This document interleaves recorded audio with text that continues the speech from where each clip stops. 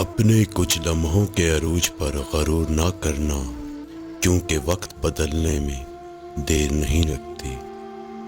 جس چیز کو تم برا سمجھتے ہو سکتا ہے وہ تمہارے حق میں بہتر ہو۔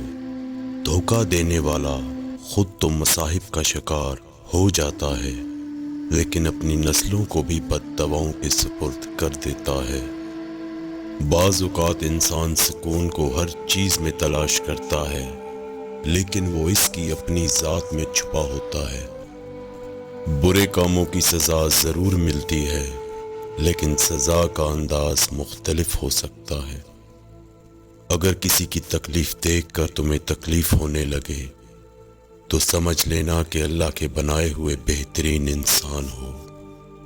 اگر دنیا اور آخرت کی کامیابی چاہتے ہو تو اللہ کے بندوں سے اچھا سلوک کرو۔ عقل مند وہ ہے جو خوبصورت ہی کو نہیں، سیرت کو بھی سنوارنے کی کوشش کرے۔ جب اللہ پر مکمل یقین ہو تو اس کی مخلوق سے نہ گھبراؤ۔ دشمن کا انتخاب اس کی ذہانت دیکھ کر کرو، اور دوست کا انتخاب کردار دیکھ کر کرو۔ جو جھک جانا سیکھ جاتا ہے وہ ساری دنیا کو جھکا لینا سیکھ جاتا ہے۔ بات چیت کرنے سے انسان کی عقل مندی میں اضافہ ہوتا ہے، لیکن تنہائی وہ درسگاہ ہے جس سے عظیم لوگ جنم لیتے ہیں۔ جب گھریلو فیصلوں کے لیے باہر کے بندوں کی ضرورت پڑ جائے تو سمجھ لیں کہ آپ کا خاندان تباہ ہو چکا ہے۔ وہ شخص خسارے میں ہے جو اللہ سے کیے گئے وعدے کو پورا نہیں کرتا۔ جو ذات رات کو درختوں پر بیٹھے پرندے کو نیند میں گرنے نہیں دیتی، وہ ذات انسان کو کیسے بے یار و مددگار چھوڑ سکتی ہے۔ مشکلات اللہ کی طرف سے اشارہ ہوتے ہیں تاکہ انسان لاپرواہی چھوڑ کر سنجیدہ ہو جائے۔ رشتے ہماری سب سے بڑی طاقت ہوتے ہیں، لیکن ہم ان کو اپنی سب سے بڑی کمزوری بنا لیتے ہیں۔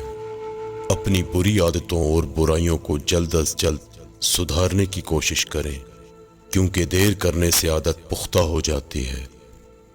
جو شخص خدا کو بھول کر دنیا کی بھول بھیلوں میں کھو جاتا ہے وہ ذلیل اور رسوا ہوتا ہے۔ جب ہار جانے کا وقت ہو تب جیت جانے کا مزہ ہی کچھ اور ہوتا ہے۔ حقیقی دوست وہ ہے جو اس وقت تمہیں اپنائے جب تم خالی ہاتھ ہوتے ہو۔ حساب کتاب صرف رب نے ہی صحیح رکھا، سب کو خالی ہاتھ بھیجا اور خالی ہاتھ بلایا۔ جو شخص اپنے نفس کو مار کر اللہ کے آگے سر جھکاتا ہے وہ عظیم انسان ہے۔ جو چیز آج آپ کو اچھی لگ رہی ہے کل وہی چیز بری محسوس ہوگی، یہی دنیا داری ہے۔ اپنی خامیوں کا احساس ہی انسان کا کامیابی کی طرف پہلا قدم ہے۔ جب انسان سچائی سے واقف ہو جائے تو دنیا کی ہر چیز اپنی اہمیت کھو دیتی ہے۔